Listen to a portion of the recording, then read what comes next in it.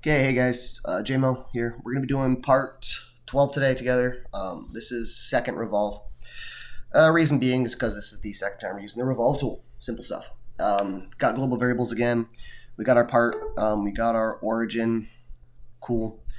You might be thinking, like, why don't we just draw a circle and draft this off of this plane? Well, because they didn't give us that draft angle. When they don't give you like draft angles like that and they give you like radiuses and like a height, you might want to be thinking about making like a slice of something in 2D space and revolving it. So that's what we're going to do, and I'm going to show you that, and it'll make a lot more sense once I show you that. And let's talk about another reason why I think that that's what they wanted here. There's no through all on this hole, so this is definitely built off of this plane. But because they didn't give you that draft angle, and these points are intersecting along the edges, I'm guessing that's what they wanted us to do, is cut a slice and then draw it around. And the reason they might want you to do that too is, what if this bushing, or there's a lot of different ways to call a little shape like this, what if this piece needs to be wider, longer, taller? If you did a circle and a draft and an extrude, you could edit that all in the features, but really if you do it from a side plane, you can edit that all within the sketch in one spot, and you'll see what I mean and why that is a little bit prettier. So let's get into that. Sorry for the spiels, guys. I know I get into it, but I like to kind of just inform you guys of everything you need to know, because if you're not taking a class for this, there's like a lot of stuff that will be told you that seems like just air going in the ear, and it doesn't make sense a lot of the time. But then once you start to apply it and understand it, it starts to click. So you gotta kind of hear these things. So we know where the origin was. We're gonna start over here. That wasn't a good rectangle. We actually didn't do our equations. Let's bust those in real fast. A equals 100. B equals 50. Oh, 50. Stop that. C is 10. Okay. We're going to be moving a little bit faster. I'm sure you guys can see that because we are in intermediate parts now. So, I figure you guys have a little bit of the tools under your belt and you are starting to understand what we're doing here. So, I'm not really going to describe every step of the way. Maybe just kind of, talk about it in general form. So what we've done so far, of course, we did the rectangle from the side plane. We made sure the origin was at the bottom right corner. We have now, this one's actually B. We've made our little base plate, so to speak. So now, let's go back to sketching. And like we mentioned, we're not going to sketch on the top plane. We're going to sketch it from the side view. We're going to create a slice of this. And there's a couple of ways we could create a slice of this. We could go from the right plane, technically, right? And we could go from the front plane. Not the top plane because it wouldn't work the same. We're going to go from the front plane on this one because I think it's going to be an easier way to show it. So we knew that it was kind of coincidented to the edges of the part, and the diameter was the B value. Let's make kind of this slice of pie shape. See what I mean? Let's exit the sketch. Let me get my dog to stop barking 1 second. All right, sorry, back to it. Now my dog is tired and laying on the floor freaking out because he was chasing the trash guy around. Anyways, ignore his breathing. So let's create this shape here. We know one distance is 25 because that's the entire diameter, right? B, it's going to the edge, so it's got to be edge to edge. So it's got to be 25. So we're going to put that first piece in. Oh, and actually, it's not what we're going to do here because, and let's double check why. You see the center hole? We need to revolve around that. So really our center line is going to be at 25 away. So let's grab this. This is the first time we're going to use a center line. What's happening? Perfect. There we go. We haven't really used center lines yet, but they're construction geometry essentially. And construction geometry is like lines that don't show up within the part. They're not a real piece. It's like a reference line. So this is what we can do with that.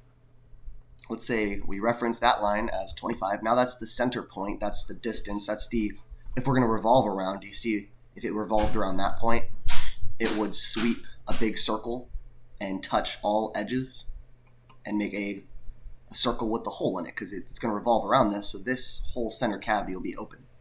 So that's exactly what we want to achieve. And this is what I meant by when you see it from a side profile with the little singular slice of what we're trying to create, it's going to make a lot more sense. And it should now make sense too why it would work to do from the right plane and the front plane. Because either way you draw that singular slice, if you put the center point away the right distance and you make the profile the right way, you revolve it, it's always going to fill in that same field. All right, so let's go back to this. We said this one was 25, and then we know the radius is to be, 10 and 15? So with that, right, that'd be this distance, 10, but I think it'd be 5. This radius, and needs to sweep and make a diameter of 10. Is that what I'm seeing there? A radius of 10. No. So it does need to be a radius of 10. And then this is going to be a radius of 15. And then I think the height of it was, we can double check this, I believe it was 20. That should fully define it there. Because in construction geometry, if I remember right, there can be points of it that aren't fully defined, and it'll still fully define your sketch because it's not an actual, it's not a constructed line. So you see this blue dot here, it's okay. I'm not a fan of it though, to be honest. Like seeing any blue for me just kind of honestly just bugs me. And here's how you would finalize that. Yeah, I just don't like any of the blue. Let's be real. It's now been bored into my brain that it doesn't look so much prettier. You should really be fully defining your sketches and getting rid of all that blue and any minus signs. Okay, so we have our profile. Let's go to our features, our second revolve. Again, when we revolve, it's going to want to know what we're revolving. So we're going to revolve this sketch.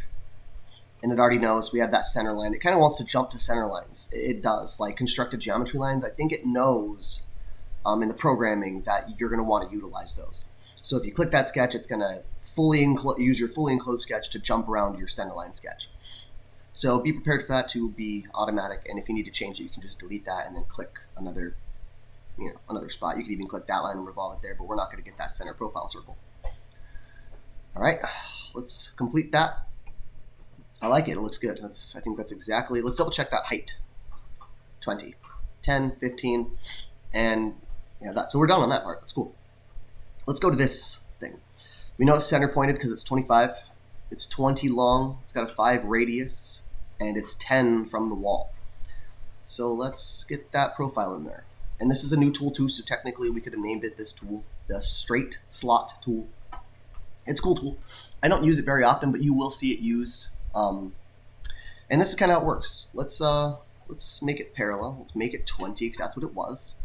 When you make the line and you enter it, now your cursor wants to move. Your cursor can move this line around. This is the radius of each of those arcs. So what we can do here, sorry, I think I misspoke earlier. I said radius. It looks like it's the diameter. What we can do, and I'm trying to remember the distance here. I think it was 10. And I believe, let's not make another one. I believe this distance was 10.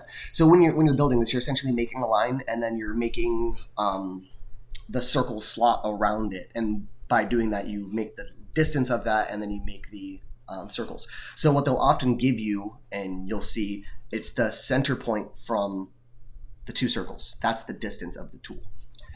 We knew that was 10. Oh, that's not right, is it? Let's delete that ratio and go back and check. Oh, it's 10 from that circle. But like I mentioned, it's the center point of the 2 arcs, and then the radius is the arc there. So let's hit that, and let's add those pieces. Let's grab this and put in 5. Perfect.